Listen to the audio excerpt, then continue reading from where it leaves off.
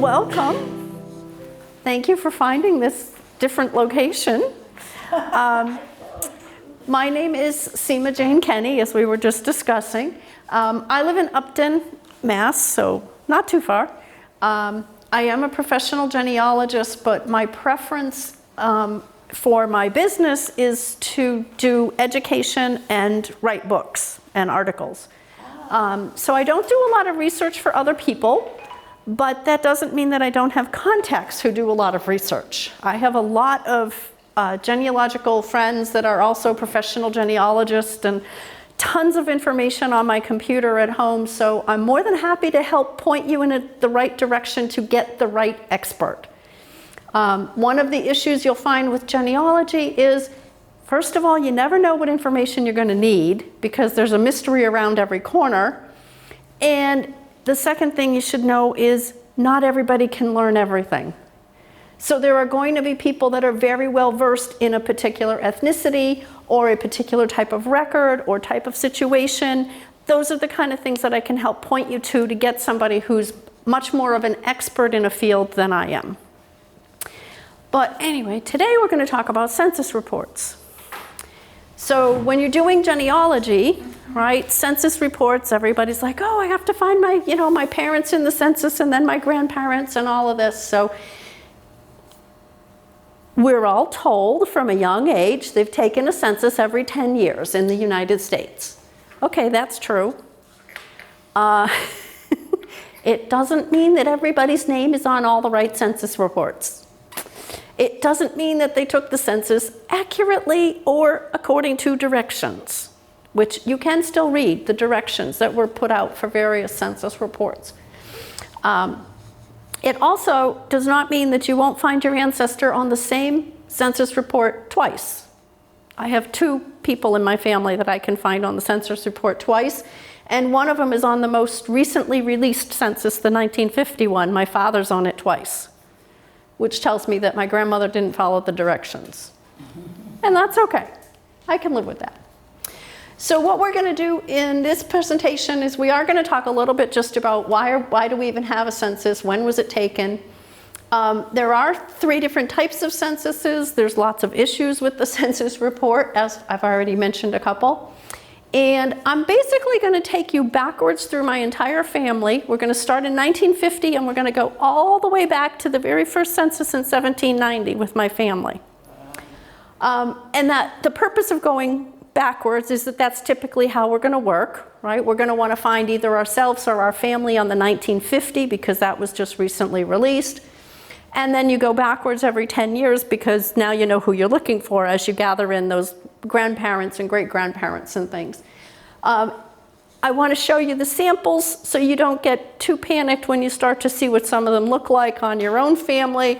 And I'll hopefully give you some tools on how to work with some of them that are a little less than legible or informative. And then hopefully I have time at the end to also show you a little example of what I've done with my great-grandfather's census reports. So the census, of course, is created for Congress. It's created in order to know how much representation everybody should have in Congress. Not for genealogy, unfortunately. It does give you information about issues that were relevant to the country at that time. Congress will start as much as 6 years ahead talking about what questions are they going to ask on the census. Okay?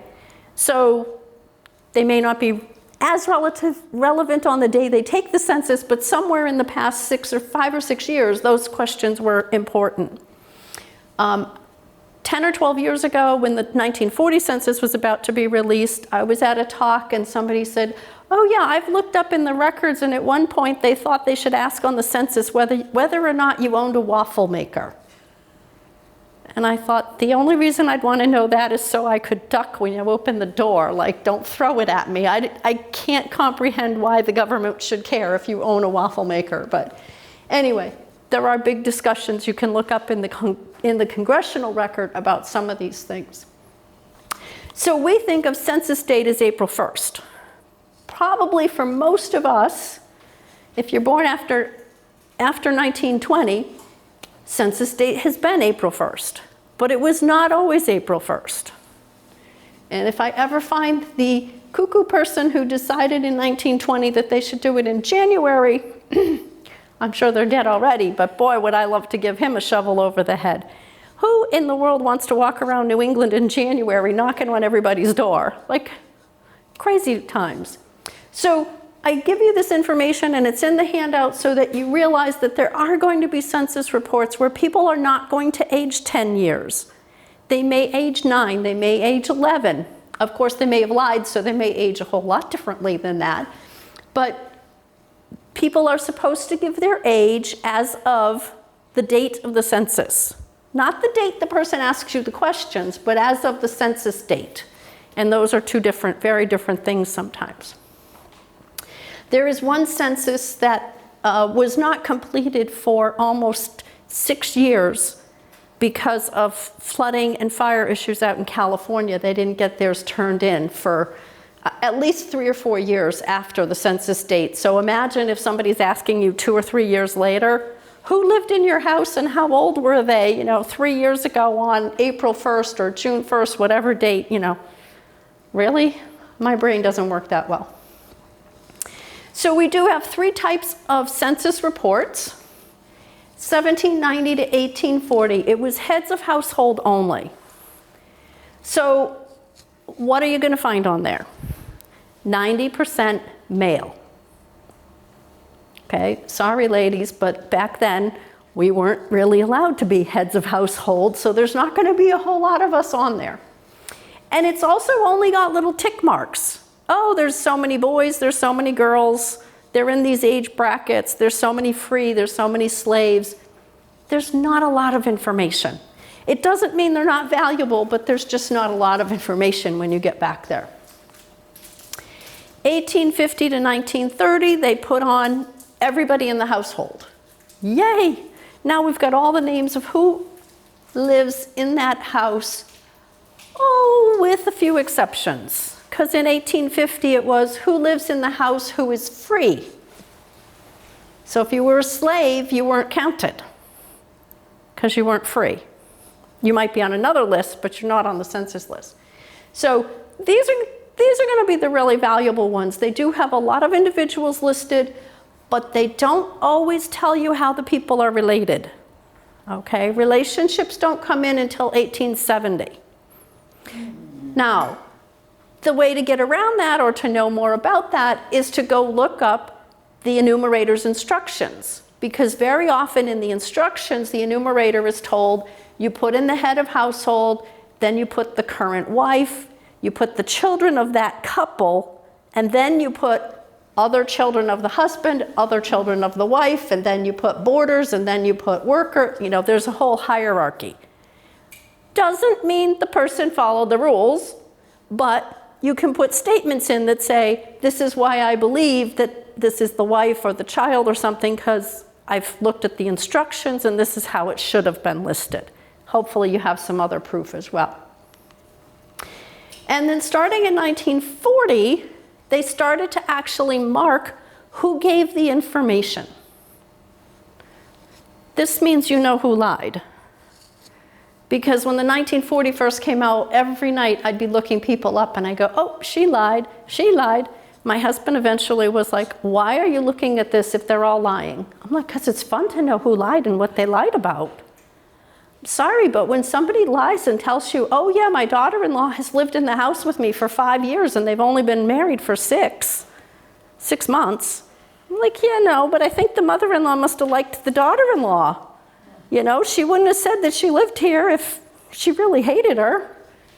May not have been best friends, but there's little things you can learn along the way. And now we have certain lines on each where if your name fell on that line by pure happenstance, you would get asked extra questions. Well, they're not really extra. They're the same questions everybody was asked before that, except now we don't ask everybody. We only ask 2 or 3 per page. And the page holds usually 25 to 30, so you've got about a 10% chance you're going to be on that line. Of course, I think I've only found 2 of my ancestors that ever fell on those lines, but it happens. So of course, people move around. They may not get counted when they're moving. They may get counted twice if they move, right? I have a great-great-great-great-grandmother, I think it is, that was counted both at her parents' house in Maine and her brother's house in Massachusetts on the same census report. Like I said, my father's on both. Geographic borders have changed over this time. Don't forget that Maine was not its own state until 1820, right? They just had their big anniversary. That should be more well known than it probably is or was before. Maine, all the land that's in Maine now used to be Massachusetts. So if you're before 1820, don't go looking for a Maine census because they're not called Maine, they're called Massachusetts. So we do have to keep in mind the geography changes. Of course, people could change their names. They didn't walk around with a license in their pocket or their purse or anything, so they can be whoever they want, whenever they want. And nicknames were allowed, so you have to take all that into account. And definitely remember that there's no rule that the whole family has to be on the same page.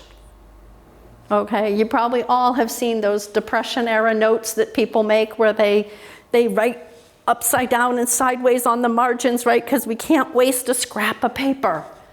Well, think of the census the same way. We're not going to leave blank lines on there. We've got to use every line. And I'll show you an example of that. So what am I going to learn on the census? Okay, everybody's like, yeah, I'm going to get names. Okay. How about a lot more than that? How about some information about their marital status, about their motherhood?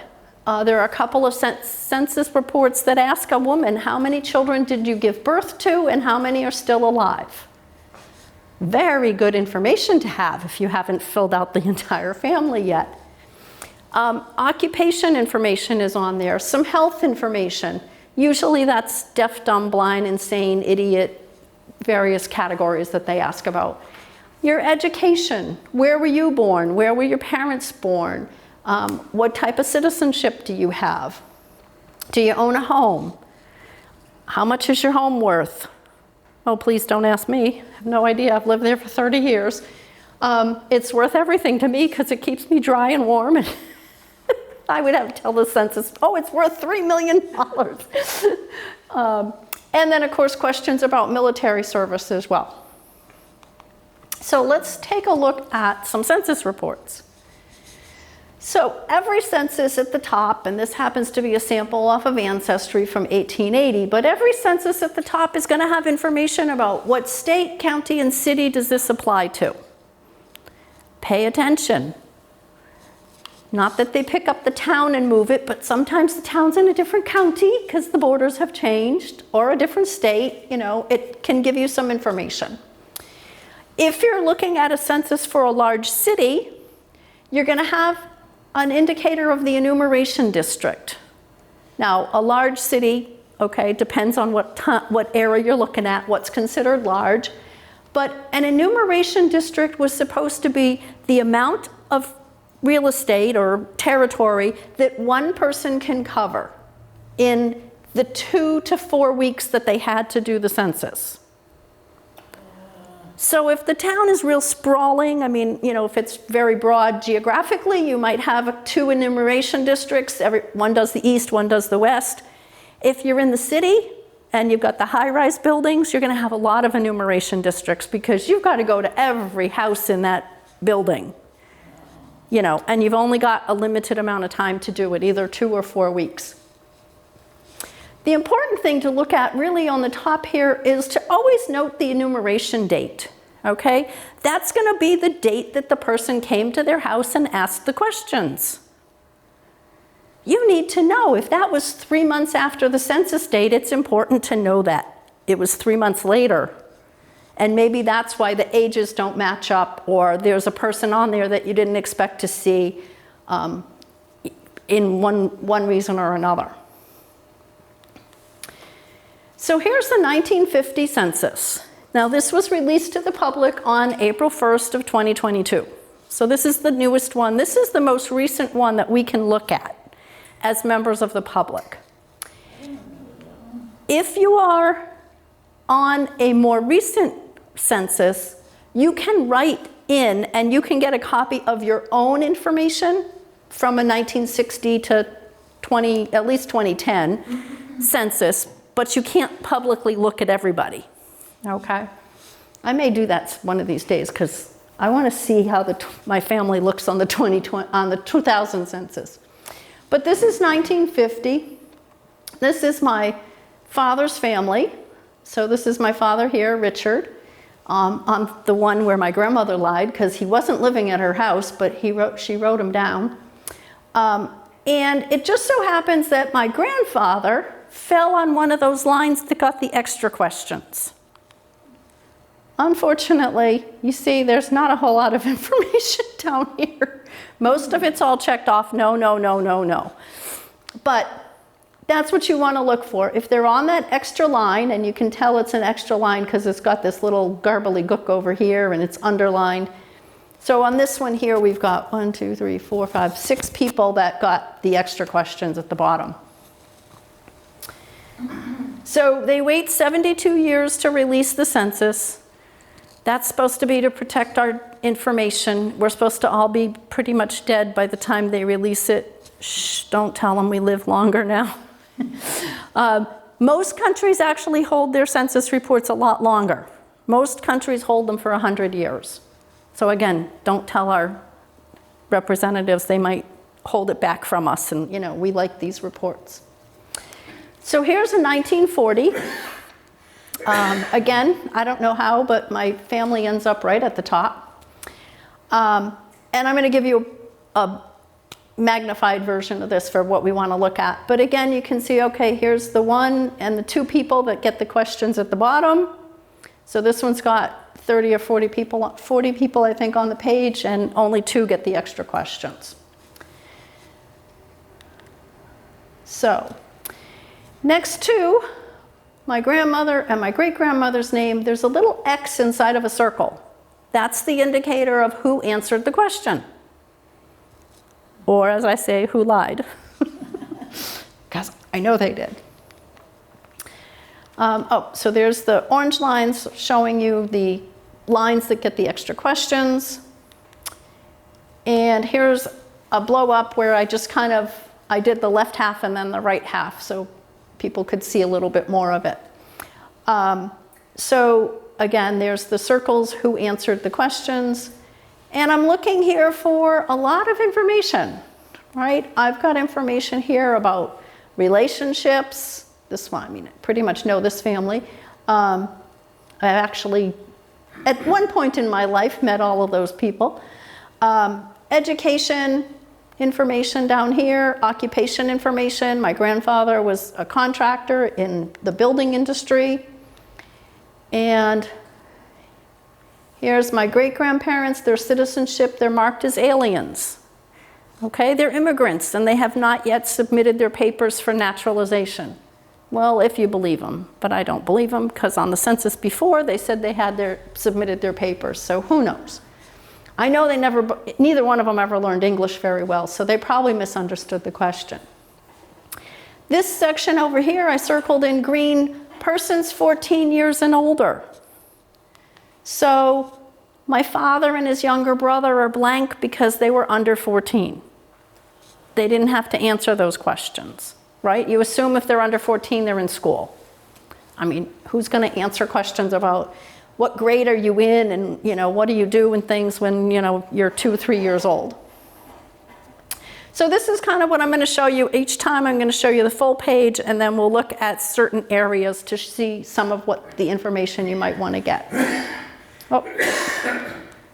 All right. So 1930, fairly similar. Okay, now this one is everybody got asked all the questions, okay? So there's no extra lines on this one. Everybody's asked all the same questions going across. Now these are, if you ever found the originals, which you probably would not, these are in big ledger books. These are 11 by 17 pages, maybe even 2 pages that are 11 by 17. Those big heavy books you might find in a town clerk's office that are difficult to take off the shelf. So all of them have been microfilmed, and that's usually what you're going to end up looking at is the microfilm. unless you're going way back to the very old ones that were actually published in books. And they're available at just about any library. So here's a close-up of 1930. Now, this is Grandma.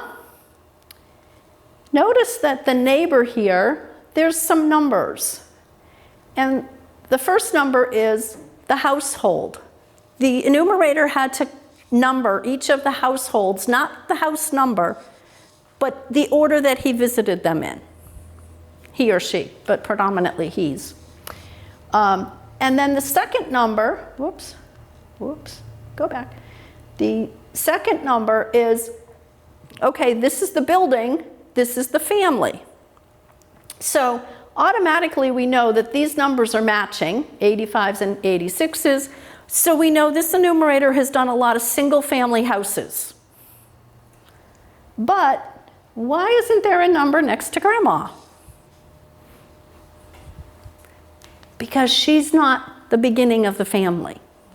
The family started over here on the previous page, okay? Grandpa's on page 3B, the rest of the family's on page 4A. I told you they didn't waste paper, even one line. We got to put Grandpa over there. So Grandpa's got the numbers 94 and 94, or 84 and 84, whatever it was. It ends in a 4. I can read that part. And the rest of the family has no numbers. So that's a big hint. If you're at the top of the page and there's no numbers, there's something on that previous page. There is no such hint, however, to tell you to go look at the next page. So always look at the next page. If you've got a family that's towards the bottom, always go look at the next page. Make sure it's not continued, because you don't know how many boarders or workers or friends or whatever might have been there and listed on the next page, even if you think you got the whole family together. Make some sense? So 1930, here's a section on here. They're asking about the house. And they want to know, do you rent or own? So you see a little R or an O, whether they rent or own. And then you'll see they ask, well, what's the value of your real estate? I already told you, if somebody came to my house and asked that, they would get the craziest number. I have no idea. But look down this column. Oh, Grandpa owned his house. These people owned, these people rented. Grandpa says his is worth $10,000, the neighbor is worth $5,000, $12,000. Now, Grandpa was a contractor. He might actually know what his house was worth, right?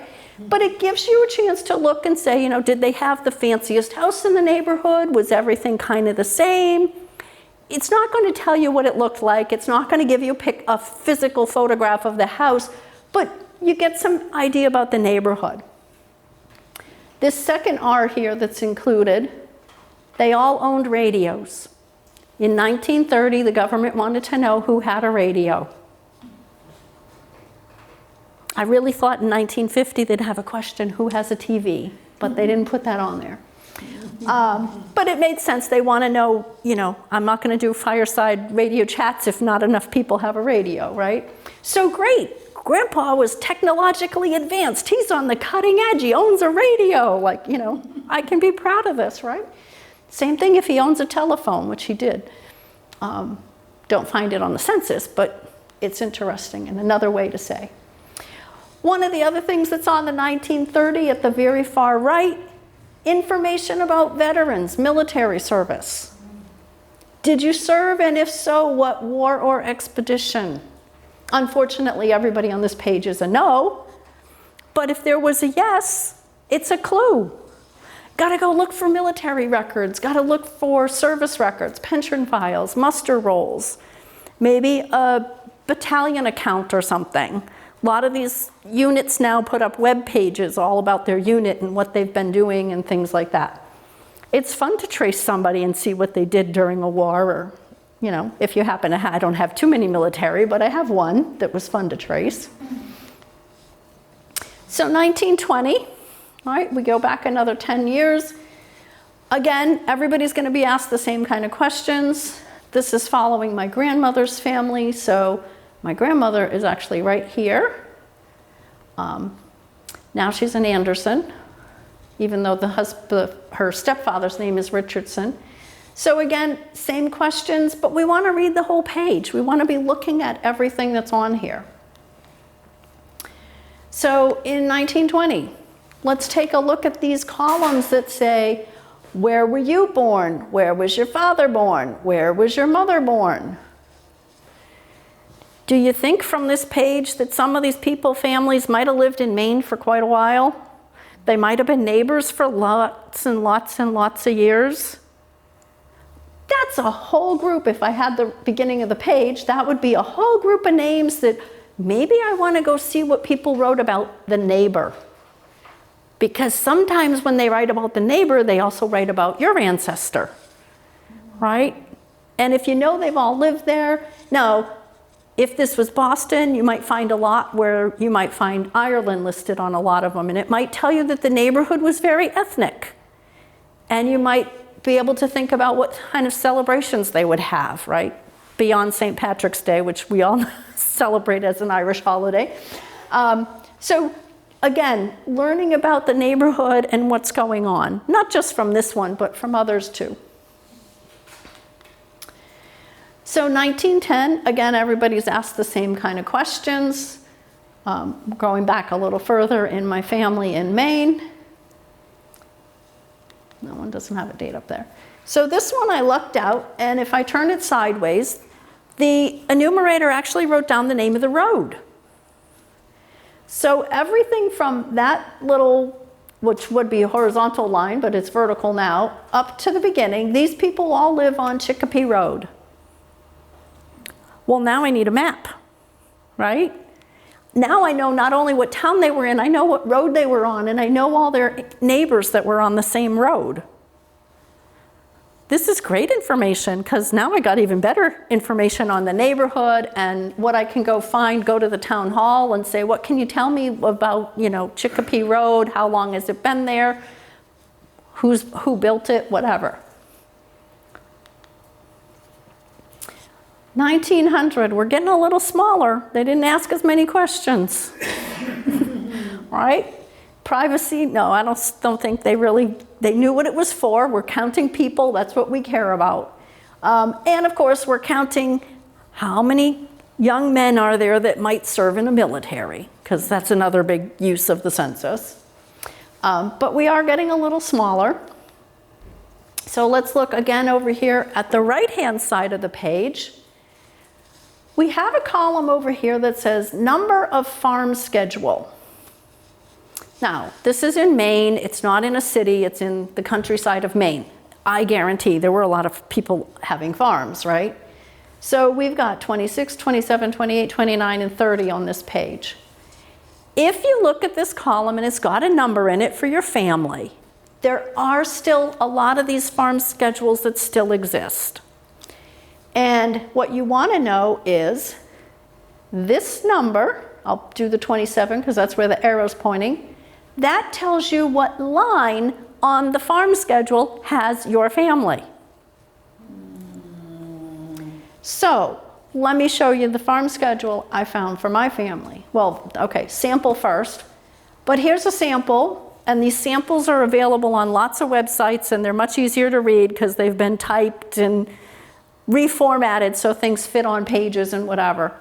So if that had been my family, I'd been over here and I'd be going down looking for line 27. Okay, I've got a name. Hopefully it's the same as on the census, but not necessarily. But now I've got all kinds of information about how much land did they have, what's the value of their farm, the fences, how much labor do they employ, how much acreage did they put aside for what's mown, what's not mown, what became hay, what's clover seed, grass seed. I don't know why anybody cares about these things, but it's a ton of information. And if I get onto the second page of it, which is continued down here, I'm going to find out how many cows they had and what kind of cattle and how many sheep and lamb and how many pigs and chickens they had. Where else am I going to find this information? Unless Grandma wrote it in a letter to somebody, right? Nothing's going to tell me about how many people worked their farm and how many animals they had. Great way to learn a little bit about those farms if you happen to be lucky enough to find one. Okay, so we're going backwards. So we've gotten back to 1890. Don't look too hard for it. It is predominantly lost due to a fire in the Department of Commerce in 1921. There are some states for which fragments exist. If you are looking up somebody in one of those states, go for it. But you notice none of them are in New England. So that's why I start with the don't go back too far. If it wasn't the fire that killed the paper, it was the water they used to put out the fire. You can't win, right? But that's okay, because England's got one census where they needed scrap paper during the war. They used the back of all the census pages and then threw them away. So, you know, at least ours is more of a quasi-natural disaster thing, not an intentional decision not to keep it. Fires happen. We can't do much about it. That was before we had a National Archive, so there wasn't as much protection of our national documents, unfortunately. So we're back to 1880. Oh, well, we're getting skinny. This is actually when you might be able to fit them on an 8.5 by 11 sheet of paper from your printer, okay, and still read them. Now again, we've got everybody listed, but obviously we've cut way back on the number of questions we're asking. However, there's always little samples to look at. So this one asks about occupation, right? Again, read through the neighborhood. What were people doing? Were they all working at the same place? You won't know for sure, but if they all say that they're working in steel, you know, if we were in Pittsburgh, they'd all, oh, we're all steel workers at the steel mill, you probably can figure out they pretty much all know each other. And that means they probably socialize together. So again, maybe they know things about your family. Here we've got people that are keeping house, they're doing stables. Again, this is in Maine. We've got a school teacher, we've got people that are cutting stone. Well, if I find out that this is an occupation of my ancestor, what am I going to do with this information? Well, I can go find books about that occupation. What was it like to be a stone cutter in the 1880s? What does it even mean to be a stone cutter? What kind of stone was he cutting? I can look up and find out were there licenses required for this job, right? If you're a school teacher now, you're required to have a license and some education. I don't know when that all started, but it might be interesting to look it up. Was there in a union or an apprenticeship or any kind of association that this person may have joined based on their occupation that would give you some more information about their work history? I have found through my own experience, if you write to an employer asking for information, and there's no harm in writing, costs you a stamp, most times they keep their records for about 50 years and then they throw them away. So most of the time you'll get back, I'm sorry, that record is too old, we no longer keep it. But you never know, because sometimes they have articles that were in the paper or something that mention, you know, your ancestor, the person you're looking for. And you can always impress the organization by addressing the letter to their historian. Most companies do have a historian. They don't necessarily brag about it like they do the CEO and the CFO. But you can get some information that way as well. Who knows? I found out yesterday that my father used to teach classes because they were written up in the newspaper. I didn't know that. So we're back to 1870. Okay, so we've got everybody listed, but boy, have we got a lot of blank space over here, just little tick marks, right? We're kind of getting back to where they definitely weren't asking too much. So let's see what we have here. All right, so we've got, and this section appears education and then some health information and then your citizenship. Well, the education and the health will appear on several censuses. Education. This is the census where they asked the question the opposite of every other census. Most of the censuses say can read, can write. This one says cannot read, cannot write. So don't panic when you've had yes, yes, yes, yes, and all of a sudden you get a no. It doesn't mean they were stupid and didn't learn. They changed the question. that double negative thing that's always going to mess us up, right? Under health, a lot of times the question is, are they deaf and dumb, blind, insane, or idiotic? Well, you need a couple extra little special dictionaries because these terms mean different things depending on what year you ask the questions. Okay? Idiotic in 1870 certainly doesn't mean the same thing as it does in 2023. Probably insane doesn't either, because there's all kinds of stories out there about women who were put away for being insane, and it was because they were going through menopause, or at least what we would today call menopause. So, like, you know, thank God they don't do that anymore. Although we might have a lot more fun if we're all in one building playing cards for the rest of our lives, who knows? So again, double check, because you never know what that little piece is going to tell you and what other information you might be able to get. Of course, medical information, now we've got all the HIPAA laws and things. It's a little harder to get some of it, but you never know where little things are written up, you know? Even if it's just a town report that says this is who was admitted to our hospital for the insane, or, you know, whatever. At least you get a date and some time frames. And then this one actually has some questions about citizenship, especially for males. So this particular census here, male citizenship, he's a citizen of the US, 21 years of age and over. Why do we care? Military, right? If you're over 21, you can go in the military, especially if you're a US citizen. We're counting up. Well, there's another reason we care about that particular question. This person, well, and especially if both of these are checked off, the second one, whose right to vote is denied or abridged, there's combinations of answers in here that may tip you off that the person is a citizen, but it's because their father was naturalized, not them. Now, if the two of the men have the same name, you know, father and son, whatever, that's great, you know what to look up. But if it wasn't him that got naturalized, but his father, now you know, oh, I got to go look up the father and the naturalization, because a lot of times children became naturalized because their parents were naturalized and not having it done on their own. And there was no age limit. If your parent was naturalized and you were 3, you're naturalized. So there's not a lot of ways to find that information, especially if you don't know who the parents are. Makes it very hard. So 1860, we're almost back to where we got heads of household, but not quite. Very tiny little piece of paper. Oh, okay, so I guess I didn't have any samples on that one to speak of. 1850. This is the first time they've listed everybody.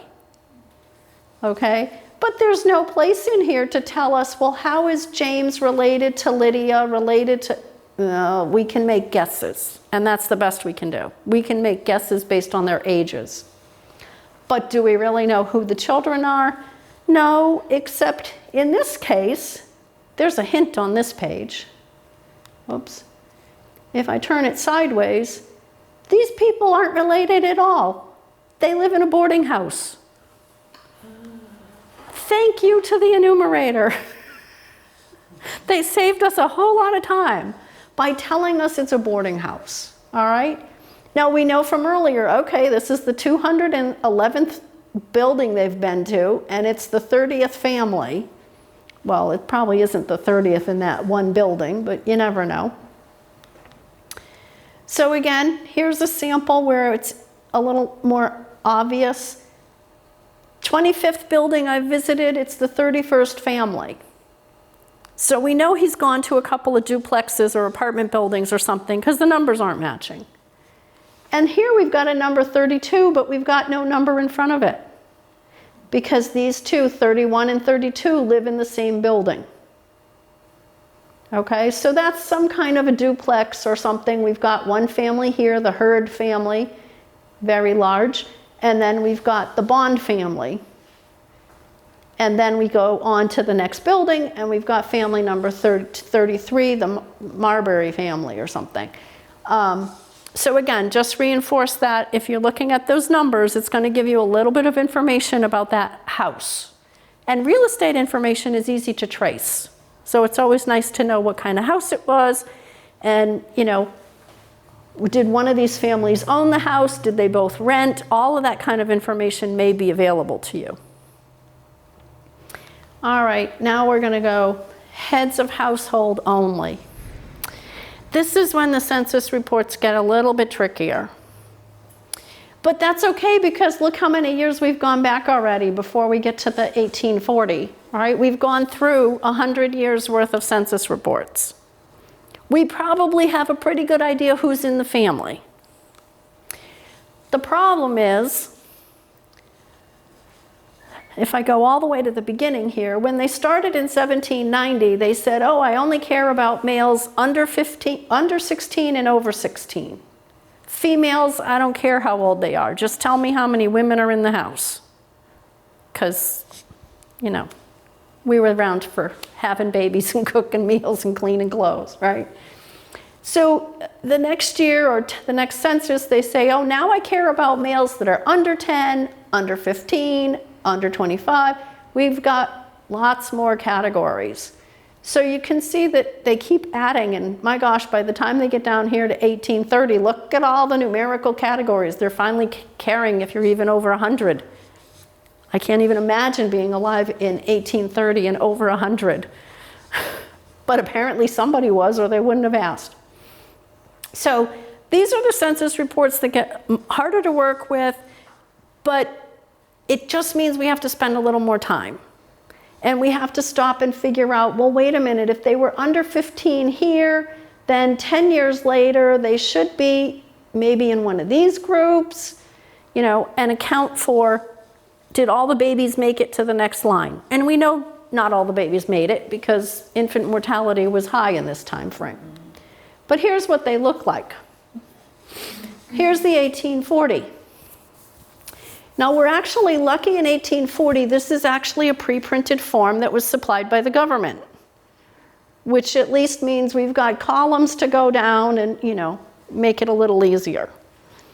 What doesn't make it easy is there's no horizontal lines, so you got to kind of have a ruler with you to make sure you're reading straight across and all of that. And we can't really always rely on these for neighborhood information. There are a lot of enumerators who pre-filled the form in alphabetical order.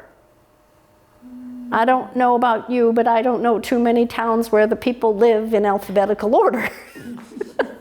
Wouldn't that be fun to find, though? So we have to give this a little bit of extra thinking, and, you know, again, I'd want a pre-printed one that tells me this is males and all the different little age categories and things, and there's tallies at the bottom, but unless you care about the whole town or the whole sheet, the tallies at the bottom don't do you much good. There's no tallies over at the right-hand side. Except we know from this one that there are no free colored persons on this page. So 1830, again, at least we've got a pre-printed form. These are in alphabetical order. Thank you for nothing. Except that I'm looking for Andersons, so they're always at the top of the page. Makes it a little easier. But again, we've got the little categories and little check marks. This one, at least, though, does have totals at the right, as well as the bottom, so you can verify that the enumerator could do math. That was a requirement to be an enumerator. You had to be able to do math, which eliminated most of the women because they weren't educated in mathematics. So 1820, oh yeah, this is, we'll hire you if you own a pen and some paper and some ink. Those were 3 of the requirements, because you had to provide your own pen, paper, and ink. There was no pre-printed form, so you notice there's no headings. We have to hope that they put the information in the same order that the instructions said to put it in. Keep your fingers crossed. We can assume most of them did it, you know, in the right order. Again, pretty much alphabetized, because we've got the A's and then we got the B's. But it's got, this one definitely needs a ruler because I don't even think the red square there is going across the correct line. And then we've got 1810. Again, handwritten, bring your own paper, make up your own format. So not everyone's going to look like this. And when it got scanned, microfilmed, whatever, it was a little bit crooked. But then again, it's scanned and it's saved and it's old. I could still look at it, so we can't complain too much, right? This is obviously for Windham, Maine, because that's the name of the town right there. And again, pretty much in alphabetical order. Who thought this was a great idea? 1800, again, your own paper, line it up. And 1790, oh my Lord. Well, now we've got 4 sets of columns going across the page, because all we're counting are basically males, females, and, well, I guess there's 2 columns for males, 1 column for females, and then those that are enslaved, which this was Maine. There's not too many slaves on here. But yeah, they get much harder to read. I just got to be prepared. Most of us are old enough, we learned how to do cursive, so we should be able to figure most of this out. Enlarge them on your screen, use magnifiers, whatever you can to figure some of them out. On the computer, when you're finding these online, a lot of times they will have transcribed it so you get a better idea. But, if you put in John Bodge, which is who I circled there, and it brings you to this page and it doesn't highlight where to find them, you got a lot of work to do to find the person you're looking for. So, oh, how much easier is that to read, huh? So, Ancestry.com, FamilySearch.com, the National Archives, they all have these pre-formatted forms for you. You don't have to have a subscription to Ancestry to get their forms. You can go on to Ancestry without a subscription, and there's plenty of things you can do there. You just have to put up with a lot of advertisements, because the more you're there, the more they're going to advertise and hope that you're going to spend money. But these are available. You'll see a lot of people in a library that are using these forms, and basically what they're doing is they're taking what they found and they're rewriting it onto another form where they can read all the headings and hopefully their own handwriting, which is not always true for myself. So where are you going to find census reports? Okay, these are a federal government form. They are publicly available up through 1950 for free. You can go on Ancestry without a subscription and still see a census report. Now, they may not show you the whole page. They probably will show you the part over at the left with the names.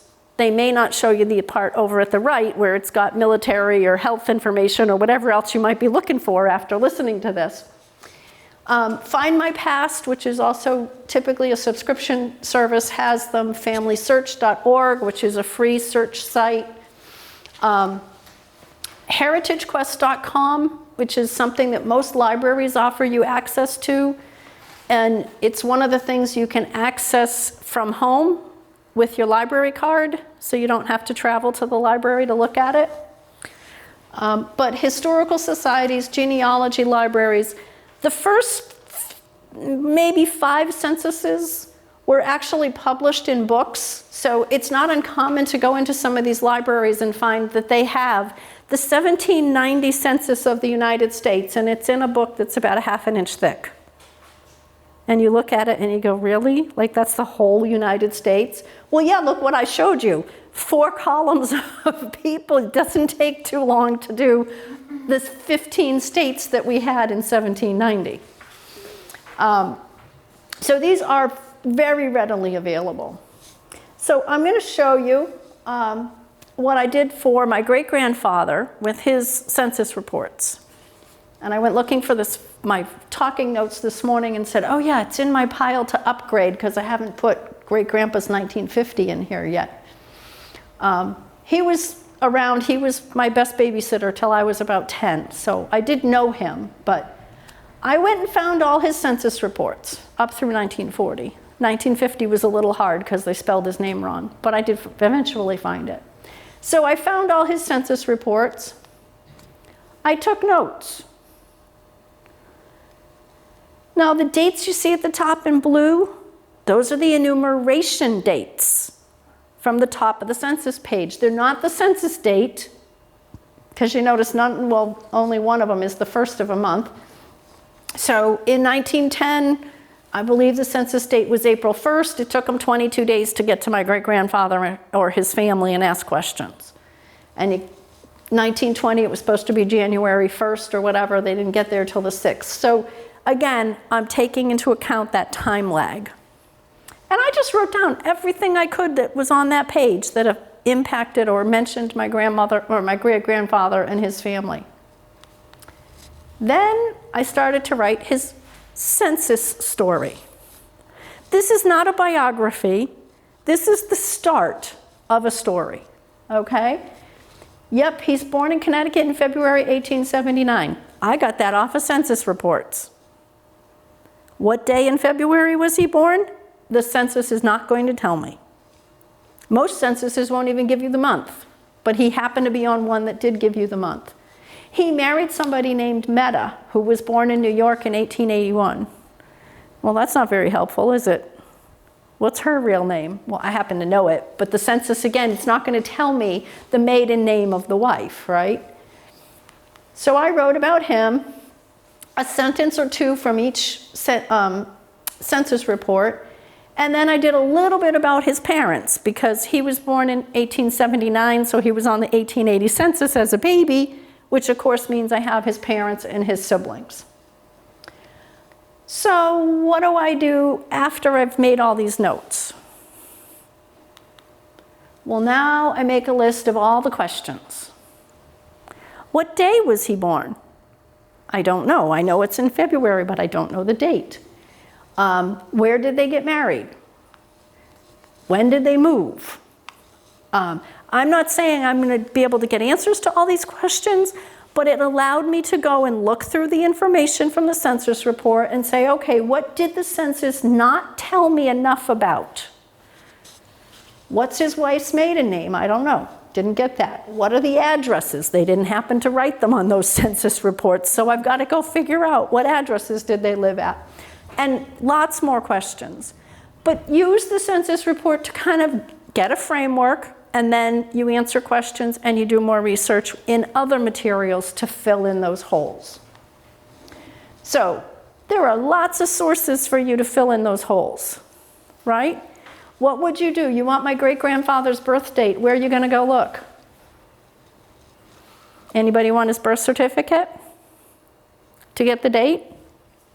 Good luck. He filled it out when he was 65 years old because his parents never registered his birth. So he did it himself so that he could get Social Security. Do I believe? Yeah, it's probably close enough, you know. Not going to worry about it. But this is the process, right? It was a hole. I needed to fill it. I went in to the town hall and I found, oh, Grandpa filled this out himself. And he brought a friend who signed off and swore that, yes, this is John Ellis. I've known him for hundreds of years, you know, whatever. Because my grandfather had to do the same thing, filled out his own birth certificate. But there are lots of places to get the information that you want to fill in those holes. And it's all dependent on how much information you want to know. Some people just want names and dates, and that's fine too, right? I want stories. I want to know what they did. But that's me.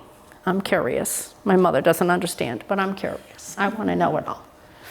So, census reports are going to give you a tale. Read the whole page.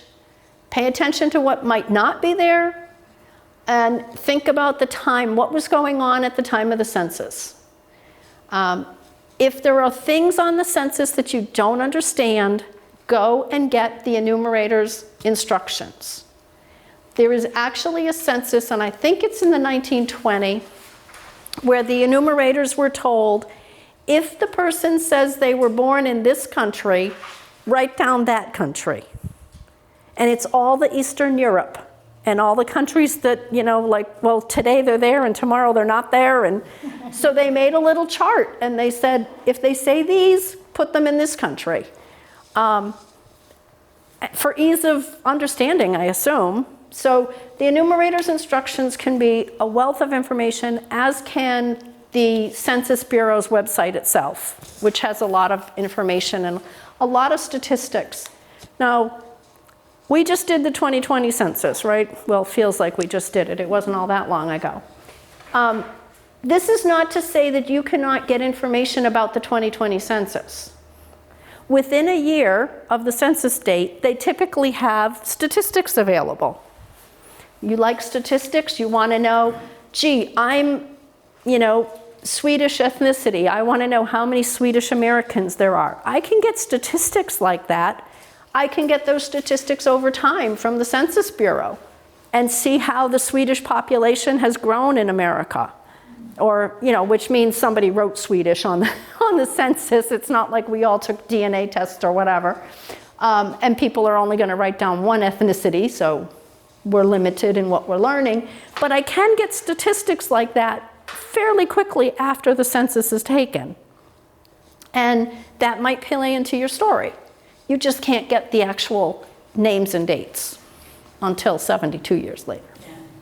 I just noticed today, Google, if you ask Google what the census number, what the population number, they will give you the 2020 census figures. Yeah, sure. It probably had them as of January of 2021. Because all of these things are all governed by statutes. The census must be taken at a certain time. It can only be done over a certain number of days. Reports are due to Congress in a certain amount of time because that's when they do the redistricting. And, you have to explain why you're not going to get it done in time. And there are things like wildfires and floods and earthquakes and tornadoes and hurricanes that will impact whether you can get it done on time. So there are, exceptions to the rules. And viruses, COVID-19. Yes, I'm sure that's true. I'm sure viruses and pandemics are in that list, yes. So what can I answer for you while you're here? So that you could get, I think that list you have from census reports, and you had Ancestry.com, but it said there was a $sign after it. You said there were free reports. Ancestry.com by definition is considered a subscription site, but you should try it because there are things that they cannot hold back from you. However, there are times when they will hold back parts of it in an attempt to get you to pay more money.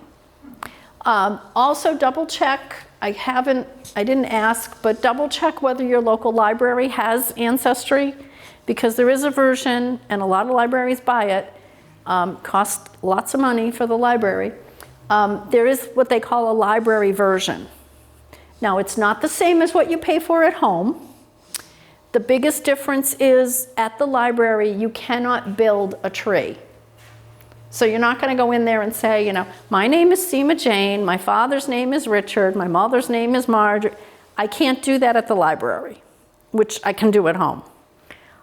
What I can do at the library is I can go and say, I want to search for records about my great-grandfather. And I can put in John William Ellis and put his birth date and death date, and it will come up with a lot of historical records.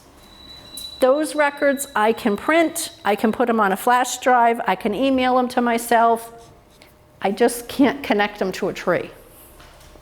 So Ancestry is the most popular one, so libraries tend to have that. But don't hesitate to let your library know, gee, I would really like if you had the library edition of Find My Past, or the library edition of My Heritage. That's another subscription site. Libraries need to know where to spend their money, and they want to spend it on things that their patrons want. So tell them what you want at the library. Find My Past is an English company, so if you're doing English research, it is I shouldn't say English, If you're doing Great Britain research, it's a site that could be very useful because it has a lot of records from Australia, Scotland, Wales, Ireland, and England. Not that Ancestry doesn't have those, but they don't always have the same. MyHeritage is a site that's run out of Israel and tends to have a lot more Eastern European records. So if that's what you're interested in, again, let the librarian know, hey, if you're going to spend money on these kind of software things, you know, this is something I might like. Most librarians will jump at the chance to take your input on what they should have at the library to get you in the door. It's not a guarantee they're going to have it. It may take a couple years for them to get the budget money and all of that, but if you don't speak up, they'll never know. I have a question. In my opinion, FamilySearch.org has a lot of valuable free resources. Absolutely. It's a free resource. It will require email and a password. So you have to sign up, but you don't have to pay for it. Right. You have to sign up, but it is totally free. They will not send you an email that you do not ask for. Ancestry will send you emails. MyHeritage only sends me emails about my DNA results. But they send me at least one a week. FamilySearch has never once sent me in 20 years an email that I did not ask for. In my opinion, the downside with FamilySearch is their goal is to create one tree for the entire world. God bless them all, because I'm not doing the research. But that means that when you put in, like when I was building a family tree and I got back to some colonial ancestors, well, they were already in the tree, so automatically mine were all attached to everybody else. Now that can be great. Maybe you just gained 6 generations of your family that you knew nothing about. But are they right? You still have to verify that the person who put them in before you did it the right way and got accurate information. And once it's joined, it's pretty hard to disconnect it. The other thing is, once you get your family joined into the World Family Tree, then anybody who goes on FamilySearch can change the data.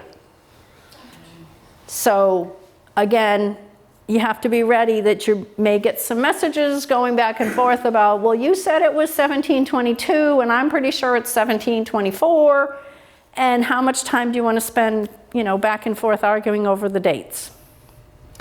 It depends how much you're invested in it and whatever. So it's definitely a great resource. There's a lot of others that I would also look at. Even if you're not participating, there's another site called wikitree.com. It's WIKI and then the word tree.com. I think it's a .com. I use it for research, but I don't have my tree there yet. It's an online tree, but the reason I use it for research is because they are very insistent on people putting in sources and documenting where they get the information. So I go look up my ancestor and I see what kind of sources other people used, and then I go find those sources at the library and see if I agree. Do you have to upload your tree to FamilySearch? Because I only use it to look at the records. No, you have don't. Access to a lot of records, but I don't have a tree there. No, you don't have to put a tree at FamilySearch at all. No. So therefore, they can't steal your family tree. Right, nobody's going to argue. It's owned by the formerly Mormon Church, which is the LDS. Yes. Just that, the one big caveat in all of genealogy is always make sure that people did this based on sources and not based on, as we were talking earlier, oh yeah, I sent postcards to everybody with the same last name and I put their family tree together. God bless you, but really, we all know that nobody wants to have to research John Smith, even though we probably all have a different John Smith in our family trees, right? It's just not a name you want to go looking for if you don't have to. So, other questions? No, this was great. I have no idea what time it is, so I'm hoping I didn't go too far over. So, oh, good. Okay, good. So thank you for coming. And you have my email on the handout. If you do have questions, please don't hesitate to send me an email. The 1st of May, or the first week of May, I'll be very busy at a conference out in Springfield. We're having a genealogy conference that week. But other than that, I usually am in and out of my email 4 or 5 times a day. So send me questions, because I don't mind sharing information with anybody that is looking for it. Yeah. Seema, what's the best way to trace a female ancestor? Is it marriage records or birth records? Because I've got 2 that kind of stymie me. Well, yes, females are going to be your biggest brick walls, because there just weren't that many records. So the best thing you can do with a female is know all their children's names, because you never know which child ended up taking care of mom. Yeah. The husband's will, definitely want to look at that.